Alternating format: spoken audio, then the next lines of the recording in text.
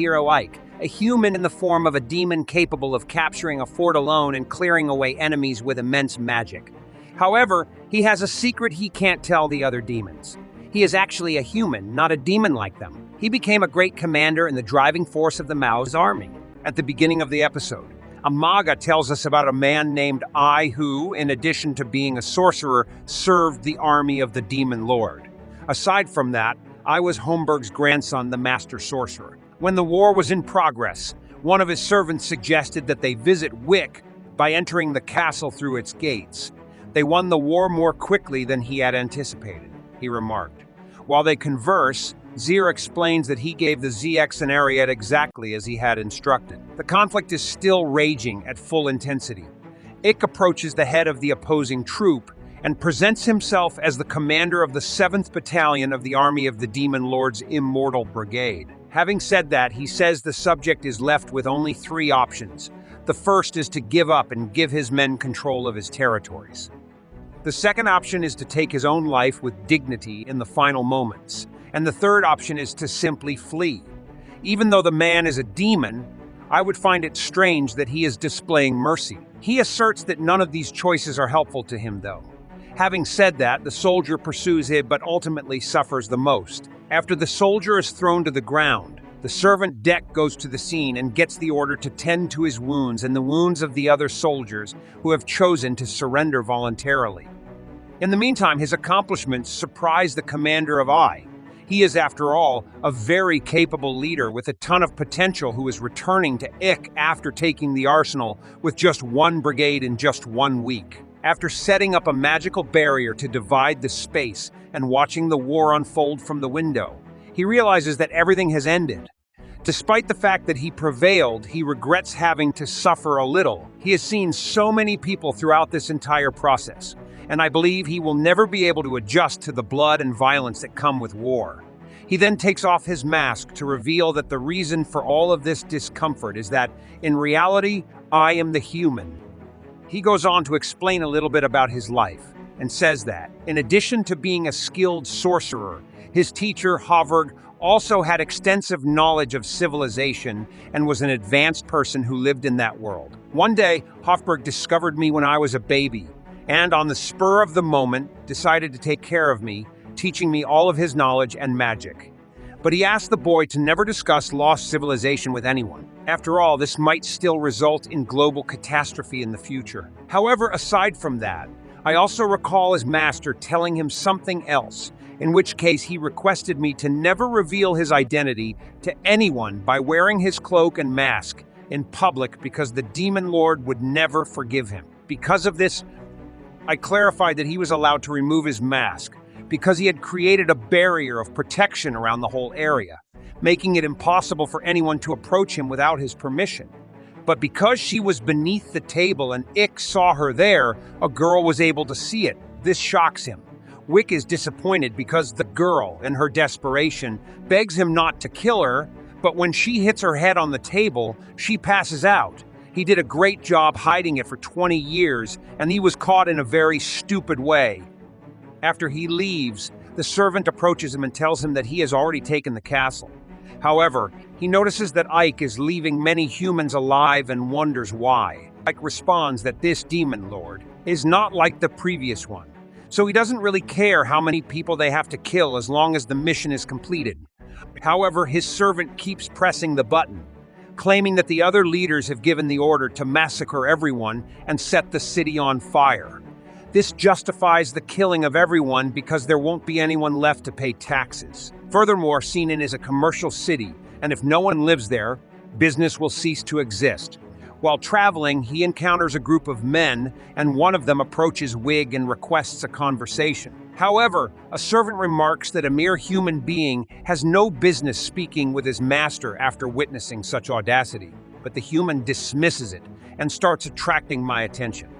After inquiring as to the amount of taxes they must pay the Lord, Demon, this person will receive the appropriate punishment.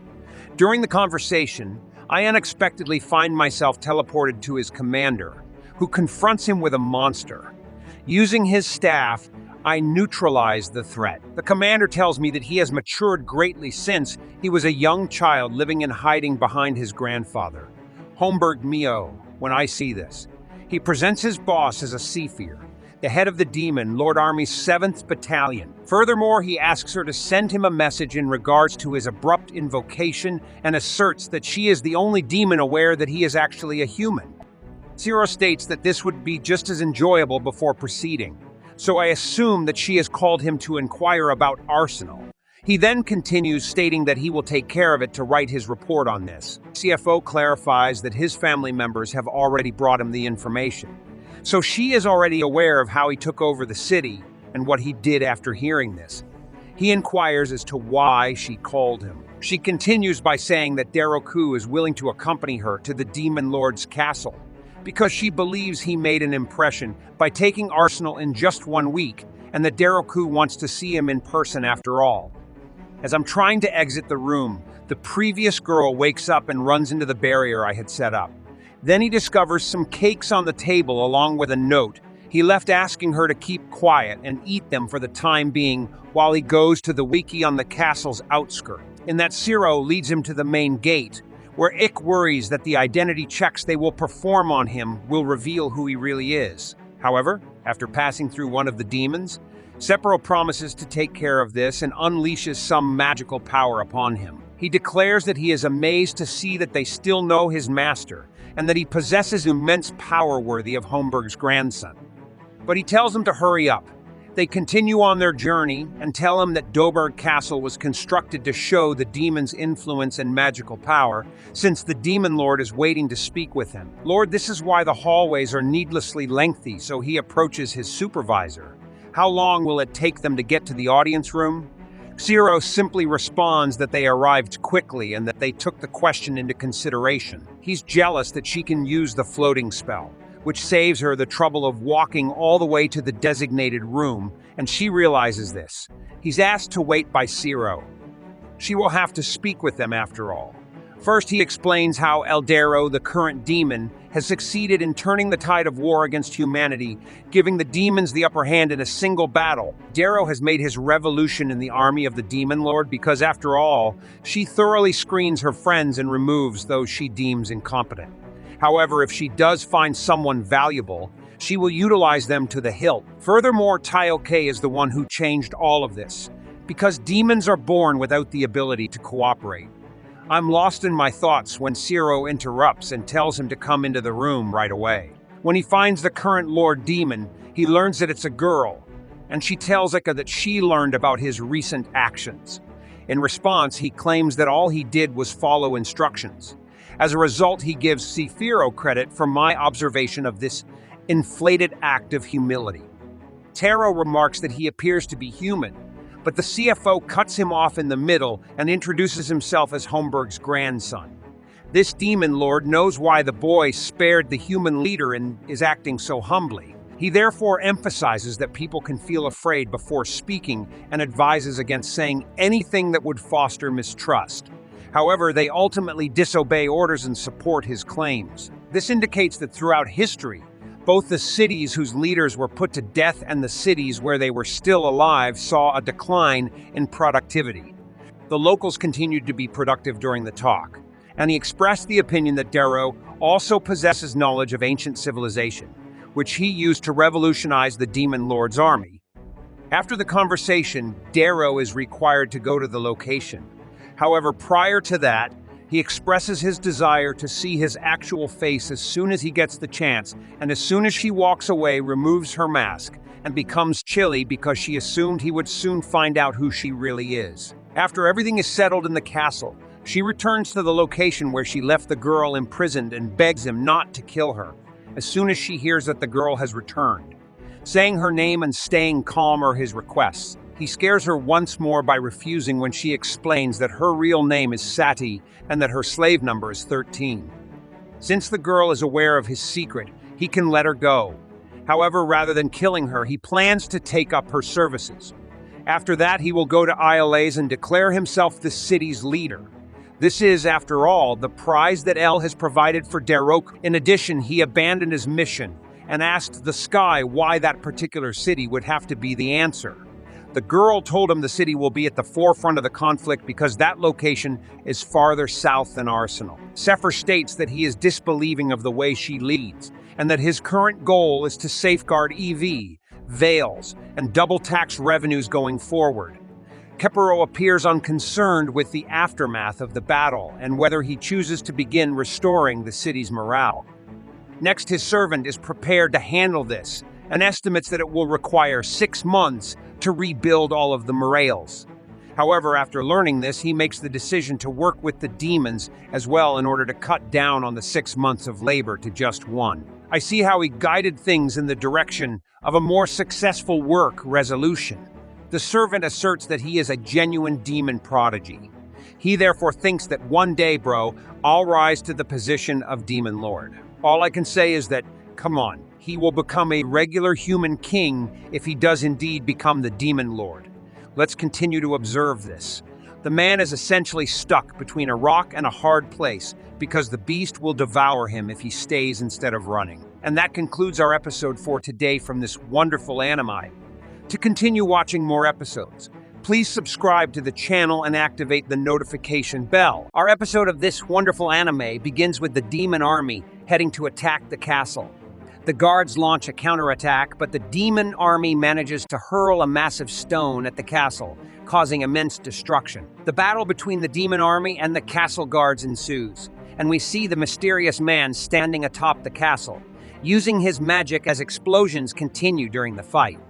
The scene shifts to the Demon Queen, where her assistant informs her that the war with Rosaria is going very well at the moment, but it seems they are forming an alliance with their neighbors to turn the tide of the war. The Demon Queen responds that humans tend to unite in the face of danger and entrusts him with this mission, laughing afterward. The scene then moves to Ike in his room, where the maid Sati serves him tea. Ike thanks her. The scene transitions to Alistair, the leader of the White Rose Knights, standing before her commander in his room. The commander asks if she knows why he summoned her. Alistair responds that it is for the recovery of Ivalis. The commander tells her that they cannot allow other countries to continue exploiting them and orders her to leave. She departs. The scene shifts to the city, where everyone is in a state of joy and play. We see a group of men playing a game of guessing the ball's location. The maid Satai guesses the ball's location, and the game master praises her choice, asking how much she will bet. Satai replies that she has no money. When the game master is about to get angry, he looks at Satai, enchanted by her beauty, and agrees to let her bet on anything, not just money. Suddenly, all the cups are lifted, and the ball is not under any of them. Everyone realizes that the man is cheating to take their money and demands he return it or face death. Suddenly, Ike appears, grabbing Sadi from behind and asking her what she is doing there. She should always be by his side as her master. Sadi apologizes profusely and tells him that there are things she can't resist. She then looks at his clothes in surprise. Ike explains that his goal is to scout the enemy, and he cannot wear attention-grabbing clothes, which is why he is dressed like that. They leave and stop at a fruit vendor, taking some oranges and eating them as they walk. While walking, Ike tells Sadie that the story about the Alliance of Kings seems to be true. Sati is surprised by the term Alliance of Kings, so Ike explains that it's an ancient alliance where countries unite in the face of any danger, regardless of their own interests. Sati says she understands, noting that when the Demon King attacks, they must work together to defeat him. He tells her that the alliance has been formed 3 times before, and each time, the demon army was defeated and driven back to Doberberg Castle. Sadi asks if the same thing will happen this time. He asks her why she's worried since she's human and will be free if the Demon King's army withdraws. Sadi explains that in human society, a slave's child remains a slave forever, and if he abandons her, she'll end up homeless on the streets like those children. Ike reassures her, saying the current Demon King is the strongest and wisest in history, and that both demons and humans are suffering from many problems. They continue walking, and suddenly Ike hears someone calling him from behind. "Hey you! Stop!" Ike turns around and sees the game master from the cup and ball game, accompanied by a very large man. The game master says, "You ruined my game and you'll pay for it." Ike looks around and sees no one watching. He says, "All right then," and uses his magic staff to cast an ice spear at the large man's leg, immobilizing him. Then, sharp ice blades appear around the game master, threatening to kill him if he moves. Ike approaches him and makes one of the ice blades cut the game master's arm, asking what the city's army is up to. The game master initially claims to know nothing, but when Ike decides to kill him with the ice blades, he gets scared and remembers everything. He tells Ike that he heard they formed the Alliance of Kings to fight and defeat the demons, and that the Rosarian army aims to strike the Demon King's army before the Alliance can act. Ike thinks for a moment and realizes they want to gain glory for their country before the Alliance is fully formed, which would give them an advantage during strategic councils and increase their influence after the war. Of course, if they fail, it would put Rosaria in a very difficult position. Ike then asks the Game Master about the location of the attack. The Game Master tells him that the place is Ivolus, and they say its gate is in chaos and poorly defended. Ike leaves with Satai, and the scene shifts to like in his room, wearing the mask. Suddenly, Lilith bursts in, slamming her hands on the desk angrily and demanding to know where he was. She was very worried when she couldn't find him anywhere. Ike tells her that he was exploring Rosaria. Lilith then asks about the strange girl beside him. Sati introduces herself as the maid Sati. Lilith becomes furious and tells Ike that she will be his servant from now on, not this girl who calls herself Satai. Sati retorts that Ike chose her to be his servant, making both Lilith and Sati very angry. The scene transitions to the forest near the city gate. One guard tells his friend that the night is very quiet, and that there are no guards around.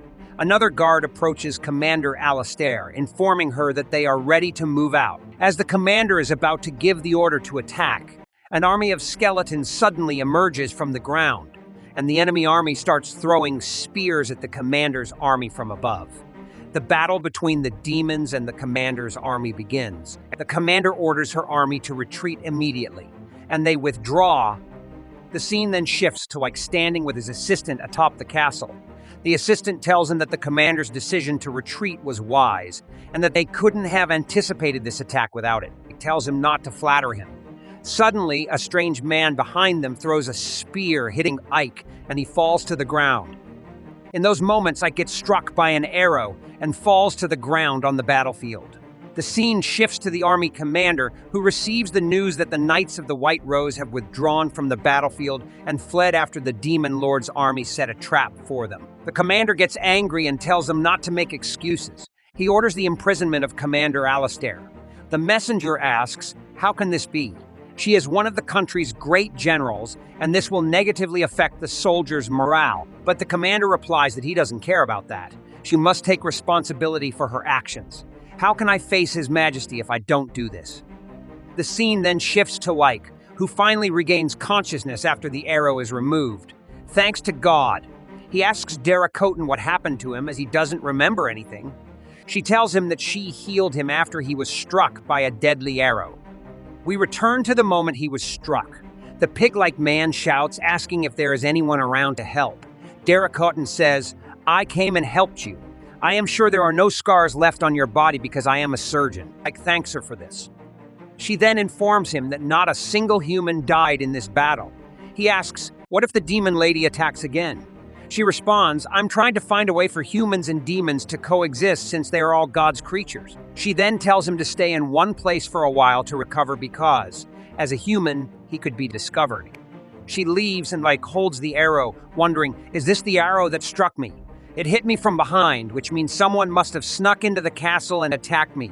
He then puts on the magical mask and transforms into a demon. Lilith and the maid Satai come to check on him, thanking God that he is alive. He reassures them, saying, "Don't worry, I'm fine, thank God." The two girls start arguing because each one wants to get closer to Ike and prove that she loves and cares for him. At that moment, the pig-like man comes and takes them out of the room. Ike says to him, "There is something I need you to investigate for me. Please." The pig-like man replies, "All right, sir. What do you need?" Ike explains that he wants to know where the leader of the White Rose Knights who attacked them yesterday is. The scene shifts to the next day in the forest. The pig-like man appears and informs Ike that the girl named Alistair is the leader of the White Rose Knights and has been imprisoned due to her failure after withdrawing from the battlefield. Lilith asks him, "Why have you come to this place? It's a prison for humans, and humans are very dangerous." He replies that he wants to see the Knight Commander because he needs her for a personal matter. He then looks at her and says, "Why did you follow me?" "I didn't ask you to accompany me," she responds. "All right, but you'll feel lonely by yourself if I come with you. I promise to be quiet because you are a calm man and love peace." As they approach the military prison, it doesn't seem heavily guarded, with only 2 soldiers at the gate. Ike says, "I want to enter peacefully. I don't want to hurt anyone at all." But Lilith knocks them down and says jokingly, "What do you think, Ike? I handled them quietly just like you wanted." They enter, but the place is very large and will take some time to find the commander. Lilith tells him not to worry and knocks out the guard with the keys, telling him that the commander is on the upper floor. At that moment, 3 soldiers appear and fight them. The keys are lost, and she tells him to leave it to her and go quickly. Ike says, "All right, but be careful and don't spill blood unnecessarily." Finally, Ike reaches the room and opens the door, but finds no one inside. Moments later, the Knight Commander attacks him. He dodges all her attacks, then hits her hard, knocking her to the ground. She gets up again and asks, "What do you want, you damn demon? Why are you here?" He asks her if she sent an assassin to Ivalice to kill him during the last battle. She approaches him and asks, "Are you really a demon?" At that moment, the soldiers discover Ike. The commander points a knife at him, suspecting he is human. Will the Knight Commander discover the hard truth that he is indeed human, which means he is a traitor to humanity and working with the demon army? Stay tuned for the next episode to find out everything, but make sure to subscribe to the channel and activate the notification bell to receive all updates. Our episode of this exciting anime begins with Ike finally reaching the imprisoned leader of the Knights. She raises a knife at him and asks, "Answer me, are you human or not?" But then she feels something strange and says, "What is this? Did you do something?" He tells her that he has weakened their senses, making them feel frozen in place, and warns them not to move or they will be severely injured. At that moment, one of the guards falls down, but Ike uses his power to save him from hitting the ground. The Knight Leader is surprised and asks, "Why did you save the guard?" Then she also falls, but he saves her at the last moment.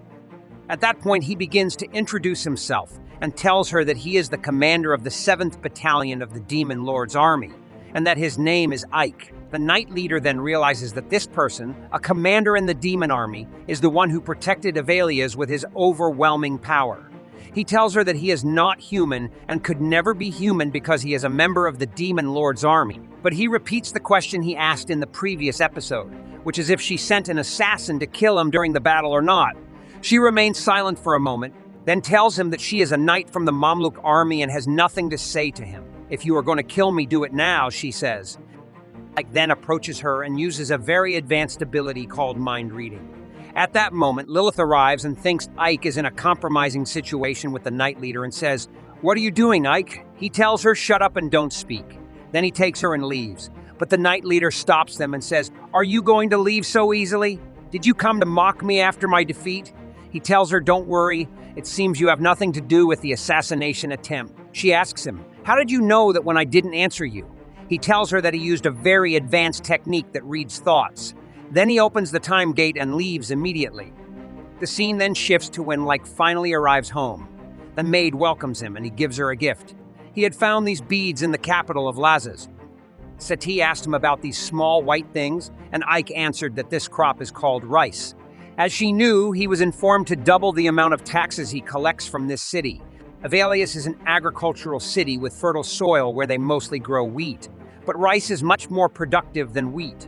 This means they can grow more rice, and more food production means they won't need as many farmers. If these people no longer need to grow food and focus on making things like weapons and bricks, instead, there will be more people providing services as well. Sati didn't understand what these services were, so he explained that he was talking about chefs, for example. Having people like those is what enriches the country. Sati got confused by his words and didn't understand anything. So he told her that they would be able to eat a lot of food and collect a lot of tax money as well. This time, Sati understood and told him that he was very smart. After that, Ike asked her to try cooking with this rice. Sati asked him how to cook it, and he replied that he had never tried it before, so he didn't know. Sati was surprised that there were things her master didn't know, as Ike left the matter of the rice to her. All he knew was lower it first, then raise it, and don't open the lid, even if the baby cries. Sati thought about his words, thinking it might be a magical spell. She then decided to do everything she could to support him. Ike was happy with her words and told her that he had other important work to do. And then the scene shifts to Ike standing among his soldiers, where his assistant informs him that he has gathered the armies as instructed. He admits he doesn't know what to do next. Ike responds that they will see what happens now and then tells him that he has gathered all the information he knows. The arrow that was fired belonged to the enemy's army, but Alistair from the White Rose Knights didn't know anything about it, which means someone wanted to attack him and make it seem like it was the work of the White Rose Knights. He didn't want to admit the possibility of this happening, but it appears to be the case. There is a spy in his army. Ike then reads the minds of all his soldiers until he identifies a specific person as the spy. He quickly uses his magic and appears in front of the person, asking if he is the spy or not. And indeed, he is the spy in Ike's army. Afterward, Ike goes to Severo. She asks him what he wants from her, as he seems to be in a hurry. He replies that he wants to tell her something, and she understands that he wants to tell her about the spy. He asks her how she knew this, and she responds that she felt something strange. Then she asks him if he knows who it is or not. He answers that it is the deputy commander of the 7th Legion, known as Jess the One-Eyed Goblin. Severo is not surprised. Ike continues, saying that Jess is very smart and a seasoned warrior, but he doesn't know what to do with him. Severo then says to him, "We will make him pay dearly." The scene then shifts to this spy named Jess informing one of his soldiers that Ike has gone to see the commander. Jess is surprised that he has recovered from the arrow wounds so quickly. Suddenly, one of Jess's soldiers comes and informs him that they can't communicate with our spy in the Immortal Battalion. Jess believes that his cover has indeed been blown and tells them that they must gather their forces and attack first. "I won't let my matter end here." Another soldier comes and tells him that Ike-sama has come to see him alone. Jess meets him, welcomes him, and says, "You should have informed me of your arrival. I am here by coincidence, and it is clear to me that you have come alone, whereas I have brought a large army." Ike asks him, "Are you planning to start a war?" Jess replies, "This is my territory, you fool, and this is none of your business. I heard you got injured in the last battle. Maybe you were negligent in your defense, which is unacceptable for a battalion commander." Ike responds, "We can agree on that point. I should have been more cautious, especially considering the possibility of traitors." Jess then confirms that he knows there are traitors in his army. He asks Ike what he is doing here alone, and also tells him that the strength of his army is more than twice that of Ike's army. "All the soldiers have gathered here to taste your blood. Do you think you can fight them alone? You are really a fool." At that moment, his soldiers surround Ike from all sides. Ike is pleased that all of the spy's soldiers are present so he can eliminate them all at once. Suddenly, Severo launches a powerful fiery attack on the entire place, which marks the end of this world. Fiery balls and burning rocks fall on this spy's village and his companions, destroying everything. The village is engulfed in extreme darkness as the fiery balls continue to rain down, eliminating the spy's soldiers one by one and demolishing the houses. Then she remembers that Ike is down below and says, "He must be all right." We see Ike below, shocked by what Severo has done as she destroys everything at will. He told her to limit her attack so they could easily rebuild later. The price she makes them pay is too excessive. Severo continues her cleanup campaign and sends some of her soldiers down, ordering them not to let anyone escape. The spy Jess tries to flee. Ike quickly goes after him and says, "I gave you two choices. Will you surrender now or after you lose everything here?" Jess orders two of his men to kill Ike quickly so he can escape. Ike easily defeats them. Jess hides behind a rock, trying to stall Ike to buy some time to escape. He indeed tries to run away, saying, "I will make them pay dearly." Suddenly, as he flees, a large monster attacks him, but Jess evades its strike and manages to survive. He escapes and moves to another place, entering a forest, feeling very relieved that the secret passage worked for him. Suddenly, Ike attacks him with a fireball and commands him to surrender immediately. His vice captain asks him, "How do you know this place?" "I am the only one who knows it." Ike tells him that he had someone track him and asks him to surrender, saying there is no point in resisting. The vice captain gets very angry and says, "I am the vice captain of the 7th Legion, Jis-sama," and attacks Ike. Ike uses his magic to counterattack the vice captain, telling him that his attacks are too weak to break his magic shield. Then he strikes him again, pushing him toward a tree, and tells him that all he does is scheme. which is his weakest combat skill. Ike then uses binding magic to restrain the vice captain to prevent him from escaping. The vice captain apologizes and says, "I understand why the Demon Lord's army holds you in such high regard. I think you have great talent and unstoppable magic." He then suggests to Ike that they should take over the Demon Lord's army together. "We have fought humans throughout the ages, but what has the current Demon Lord done for us? Subjugating and attacking humans brings us joy, but the current Demon Lord does not allow us to fight without reason, and we don't like that. I don't even know if our leader agrees, but she doesn't want to become the Demon Lord." He then asks Ike, "Will you join us, Ike?" But Ike refuses his proposal. The vice captain attacks him again, and Ike tells him he knew he was planning something. Then he asks him who is following him in this plot. Suddenly, Commander Severo appears and tells the vice captain, "Confess, you scum, or I will force you to speak, even if I have to tear off your head." Then something strange happens to the vice captain. Ike realizes that the commander has used poison and decides to use an antidote spell, but it doesn't work. They realize it is a very strong poison, and they understand that Jis's followers have poisoned him to prevent him from confessing. The commander approaches him and tells him that his followers have abandoned and poisoned him, urging him to speak and give her the names of his accomplices so she can avenge them. Just as Jis decides to reveal the names of his followers, he dies immediately without saying any comments. This is the end of Traitors, but I feel very sorry for him. The scene then shifts to Ike and Commander Severo standing before the Demon Lady. She asks them if they know why they are there. Severo responds, yes, the one responsible for the conspiracy is the head of the 3rd Legion. Bastio, he brought my deputy over to his side and was planning to kill us. Suddenly, that man appears behind them, grabs his neck with his hands, and green flames emanate from his head. What is the story of this strange man? And what will happen next? All of this will be revealed in the upcoming episodes. But don't forget to subscribe to the channel and activate the notification bell to stay updated with the latest episode. The episode begins with Bastio, the commander of the 3rd Legion, entering the castle. The Demon Queen asks him about what Severo said, but he tells her that what she said is not true. He claims that those two killed their sleeping commander and tried to frame him, so she shouldn't listen to them because they are conspiring against them. He believes they are planning to take the 3rd Legion from him. Severo gets very angry at this provocative statement, but the Queen tells her to calm down, stating that she knows both are at fault. She says, "Severo, you are responsible for failing to maintain the loyalty of your men, and the laws dictate that I must punish both of you." Then, using her great power, she surprises Ike, who wants to do anything for Severo. But the Queen says, "All right, I won't punish you that way. I don't want to lose 2 of my Legion commanders." However, she can't ignore this matter simply, and the solution is straightforward. They will have a match, and the right will be with the winner.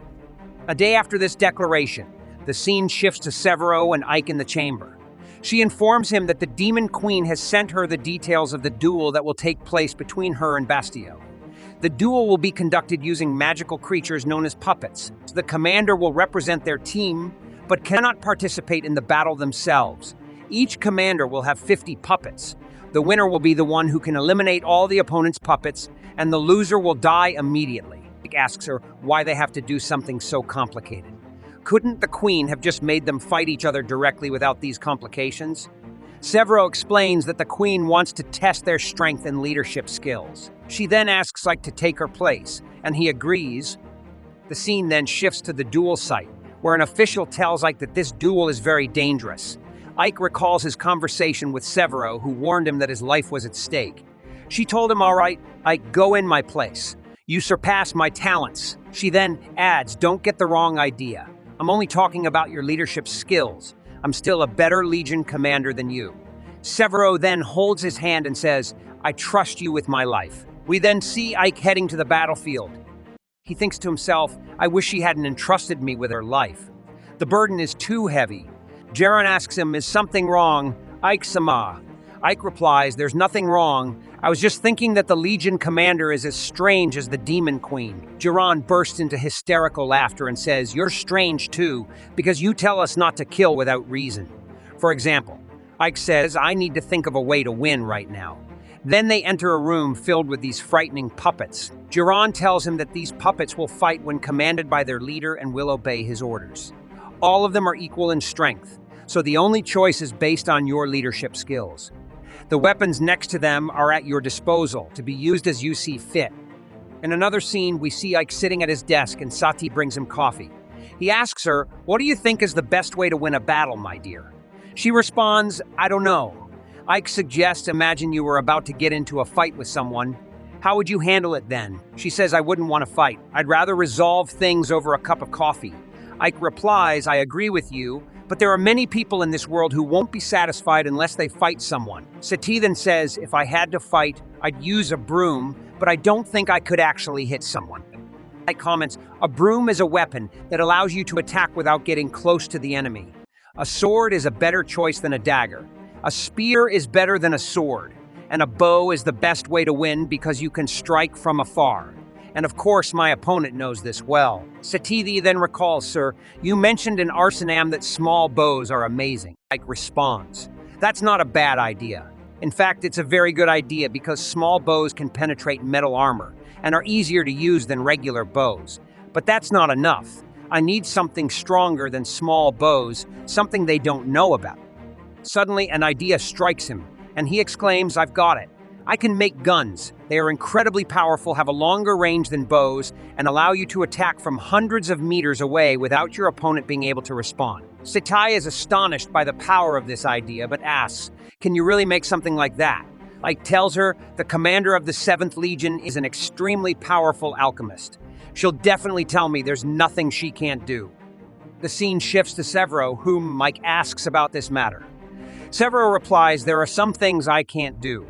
This thing I made is perfect for protection from sunlight," showing him a pair of sunglasses. Like surprise says, "You always say with confidence that you can do anything." She responds, "I'm not omnipotent. How can I create something I've never seen before?" He explains it's a metal cylinder containing gunpowder that explodes to propel a bullet. "I know you can make it." The scene then transitions to Bastio, who is training for the day that will determine his fate. One of his guards tells him rumors say they are sending Ike, the commander of the Immortal Battalion. "Maybe she is afraid of you, Commander." Bastio responds, "She's the commander of the 7th Legion. She must have some plan, but I will defeat them with this magnificent sword." He speaks highly of the sword, and his friend replies, "It's made from the fangs of a black dragon. It can cut through anything. I'll make many of them for the puppets." The scene shifts back to Ike, who is startled when the Demon Queen suddenly appears in his room. He wonders to himself, "Why is she here? She shouldn't know who I am." She hands him a strange object and asks him to open it. Inside, he finds an array of weapons. She said to him, "This is what you've been looking for. Don't bother trying to hide it. Romberg has told me everything, that he gave you all his knowledge and magic, and the fact that you're human. But I can't do anything to you because I want you to fulfill my wish. No matter how much power I possess, it's not enough on its own. I need people to fight for it. My wish is to build the world I desire and live on this land. To make that happen, I need as many people as possible to serve me. I'm sure you will give me a lot to help me. Do you agree or not?" Ike agrees to her request and promises to help her with everything she wants. She thanks him and leaves, and we notice Ike is very angry. Later, Ike gathers his friends and tells them that the Demon Queen has prepared these guns for him.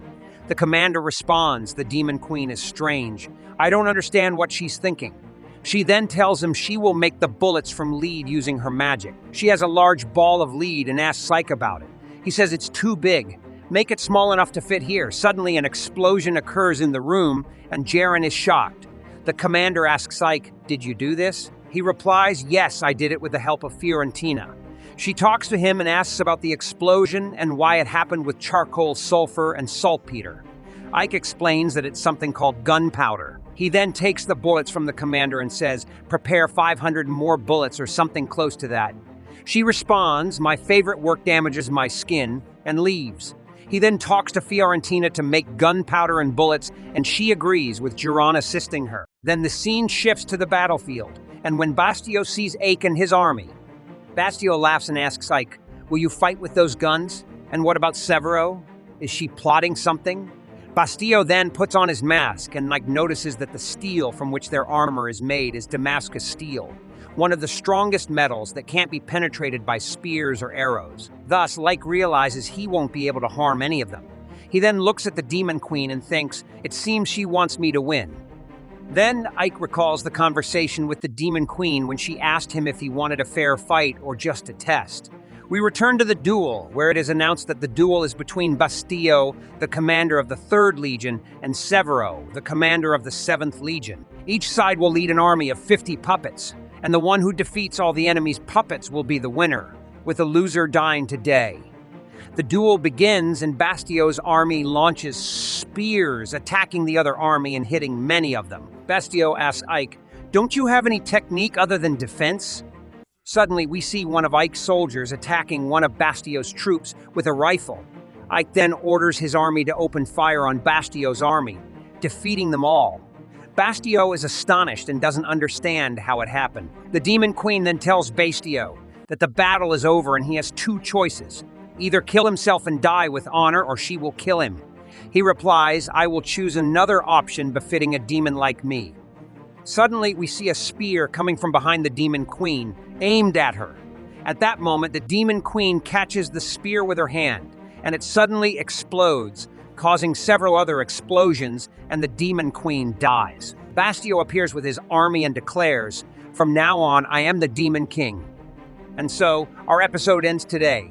To follow the new episodes, please subscribe to the channel and activate the notification bell. Our episode begins with Bromberg, who is attacked by several wolves but uses his magic to defeat them all. Then he sees a person on the ground with a small child and doesn't know who they are. The scene then shifts to the battlefield where we see the Demon Queen telling Bastillo that the battle is over and that he has 2 choices: either kill himself and die with honor or let her kill him. An arrow is then shot at the queen, but she catches it with her hands, causing it to explode, and she dies. Bastillo declares that he is now the Demon King. The battle between the 2 armies begins, and Bastillo orders his army to kill everyone in sight. Bastillo's army kills everyone, and we see Bastillo talking to Ike saying, "I'm sure you can see the situation. The demon army will be mine soon. It's never too late. Join me and I'll let you lead the 7th Legion." Ike tells him that it's a very tempting offer, but he won't discuss it with him. Bastillo is surprised and asks why, to which Ike replies, "Because you'll never become the Demon King."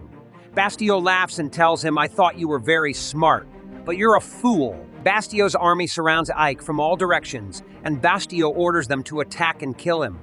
Ike uses his magical power and magic circles appear, from which swords emerge and strike Bastillo's army. Ike then flies into the sky and uses a vast amount of magical energy, hitting all members of Bastillo's army. Bastillo is shocked by Ike's immense magical power and how easily he defeated his army. Then we see Ike rushing towards Bastillo at great speed, grabbing him by the face. A massive explosion occurs, and dust and debris accumulate in the area. Meanwhile, we see Ike after he has defeated everyone except one person, Commander Bastillo, who is still alive. Bastillo tells him, "My friend, this isn't over yet." The battle between them begins and is very exciting. Bastillo uses his power to resurrect the skeletons again. Ike finds himself in a very difficult situation, unable to think. The skeletons attack him with great force, but at that moment he uses his ice power, which freezes the body and shatters it immediately. He also uses the power of immobilization on the group, then swiftly runs towards them one by one and strikes them down. However, the fight is not over, as Bastillo's army is seemingly limitless. Bastillo offers Ike to join him once more, but Ike refuses again. At that moment, a sniper aims a bomb-laden arrow at Ike, but Ike notices and uses a protection wall to stop it. Bastillo is surprised and says, "You're still alive. I thought you were with the dead. Now I see you are not the commander of the so-called immortal squad for nothing, but fighting alone won't save you, my dear. It's time to end this." Ike starts thinking about what to do, as he's wasting his magical power and hasn't achieved anything yet. He realizes that the undead are moving corpses unaffected by dark magic. The demon army attacks Ike once again, this time without mercy or compassion. But in the end, we see the skeletons burning and melting one after another. At that moment, we see Ike's friends finally arriving at the battlefield. The followers of the Demon Queen begin fighting the monsters that have turned against her, defeating them one by one until only Bastillo remains. At that moment, Severo descends and tells Ike, "We've just cleared the area and defeated all the monsters." Suddenly, the Demon Queen appears behind the treacherous enemy and tells him, "Ike is your opponent. I will give you another chance. Duel Ike, and I promise I won't kill you if you win." Shocked that she is still alive, he says, "I'll finish off this weakling right now." The duel begins, and Bastio strikes with his sword, but Ike blocks it with a magical barrier. Bastio then launches a powerful attack, a large beam of dark magic, but Ike deflects it with his strong barrier. Bastio continues to attack the barrier multiple times and fires dark magic again. At that moment, Ike unleashes light magic, which completely dissipates the dark magic.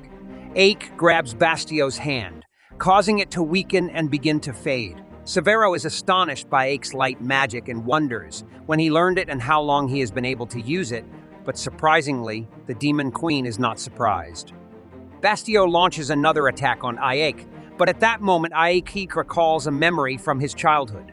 We see him as a small child in a garden, where his grandfather approaches him and says, "Let's start our magical studies for today." Ike begins trying to generate dark magic in a room, and eventually succeeds in creating a magical orb. Then they go to the garden outside the house, where Ike asks, "Is there a spell that can bring a withered flower back to life?" Ike's grandfather replied that it was possible to revive the flower with white magic. Ike then asked his grandfather to teach him this magic.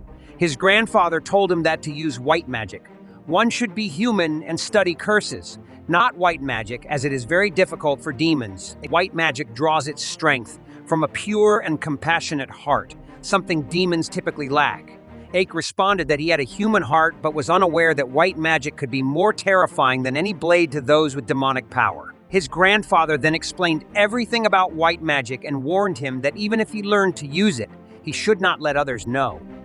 We return to the present, where Ike is fighting. Bastio mocks Ike, saying that his ambition to become the Demon Lord is too great and that he didn't care about sacrificing his followers. He was willing to betray his comrades and master for his ambition, as a demon should. Bastio tells Ike he won't forgive him for this. Ike responds that Bastio's end is near. Bastio attacks Ike to kill him, but Ike uses the white magic his grandfather taught him.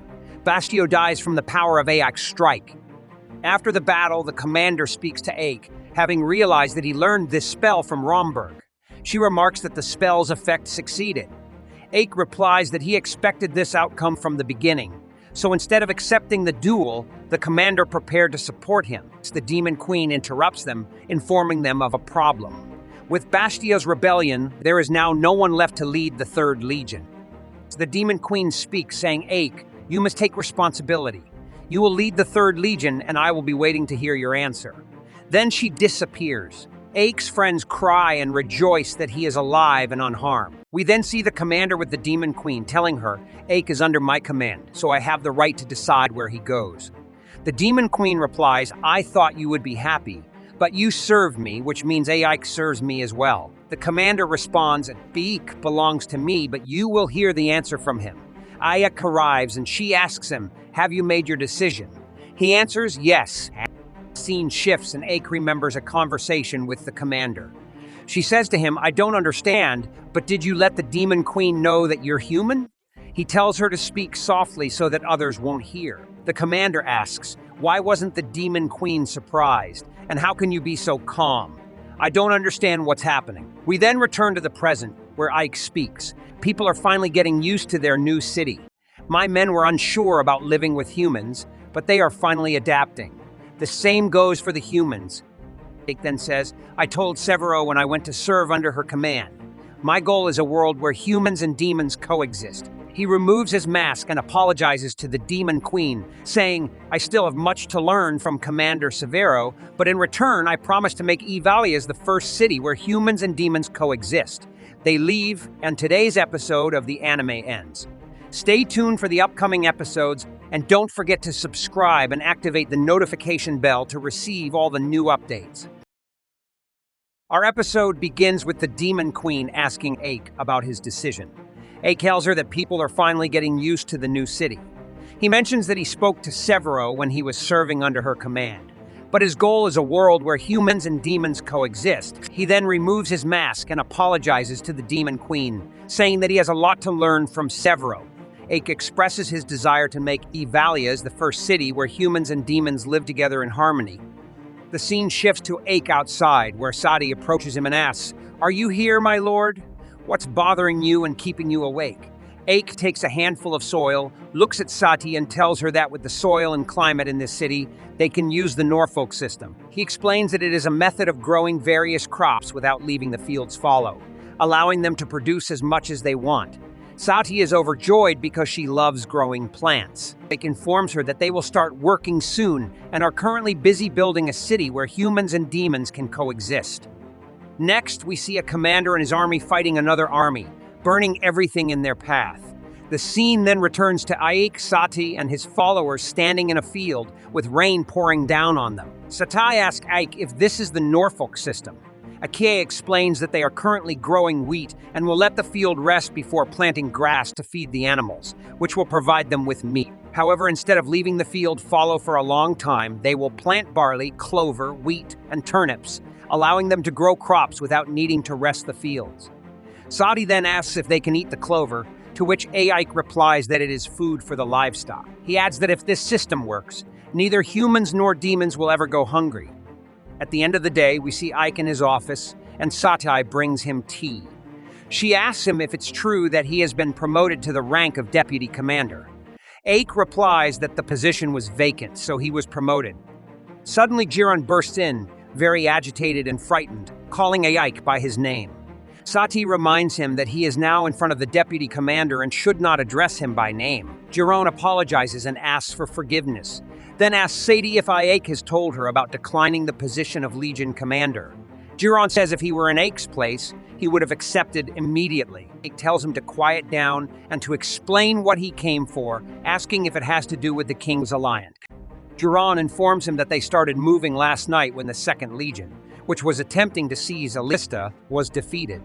He explains that the 2nd Legion is a group of bloodthirsty warriors who are highly skilled in combat, and no one expected them to suffer such a loss. He comments that the formation of the King's Alliance has already had an effect. He explains that the King's Alliance is an ancient human treaty that is activated when the Demon Lord's army becomes too powerful for a single nation to handle alone, leading the nations of the continent to unite against them. According to his information, there have been 3 such alliances in the past, and the demon army was defeated each time.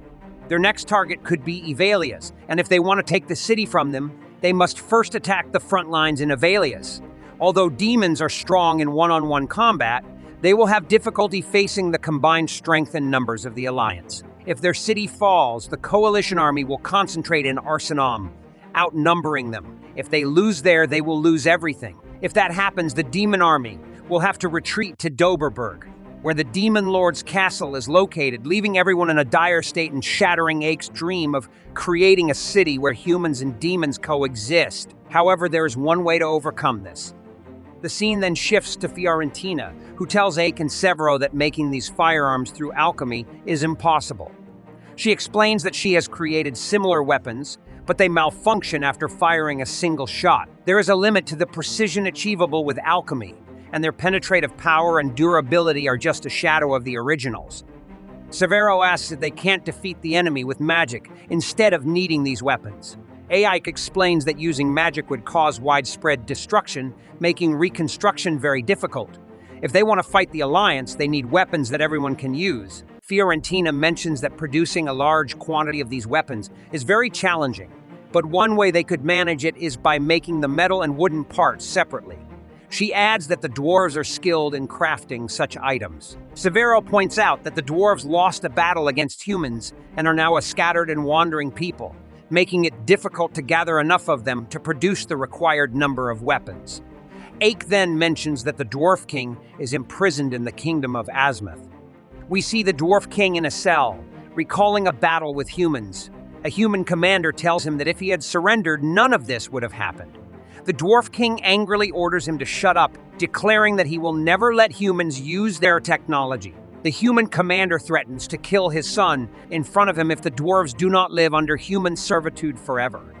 The scene shows the dwarves living in subjugation, working for the humans, while the Dwarf King remains imprisoned in the castle.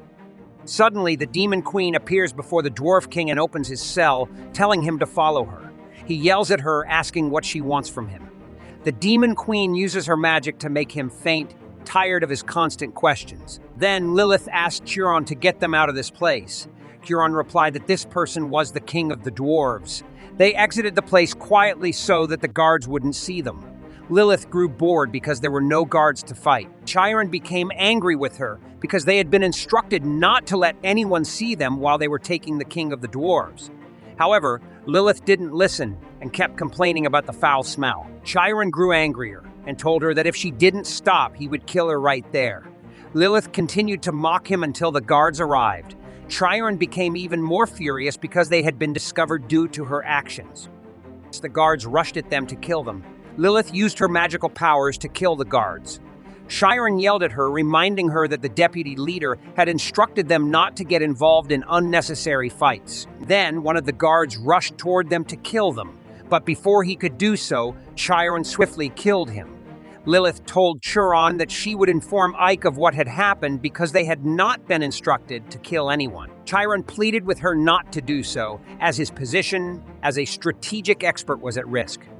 Then Chiron and Lilith leave the place with the king of the dwarves. They all decide to kill Lilith and her friend.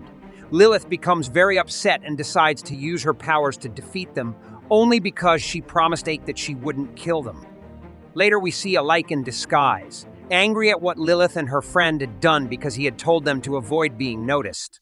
Meanwhile, Chiron and Lilith are running quickly from the knights, unaware that there were many soldiers and that the Alliance had taken them all. Suddenly, as they were escaping, something huge falls behind them, causing them to stop and see what's happening. They find massive blocks blocking the way. Ike appears in front of them and congratulates them on what they've done, making them realize that Ike was responsible for it. Chiron tells him that they brought the king of the dwarves and then shakes the king vigorously to wake him up. Then they return to Ike's house and Gunter wakes up from his unconscious state. He asks them in great fear why they took him out of the cell. Ike gives him the rifle and asks if he can make one like it. When Gunter looks at it, he says that while it seems simple at first glance, it is actually very complex and would take some time to recreate. However, Gunter refuses and says he cannot do it. He then asks why he should work for the demons, stating that he could lose his life but would not become a slave to them. He emphasizes that it's not about his personal ideals, but about maintaining peace between humans and demons. Ike then asks him to follow him outside the house. There, Gunter sees many demons and humans living together in peace.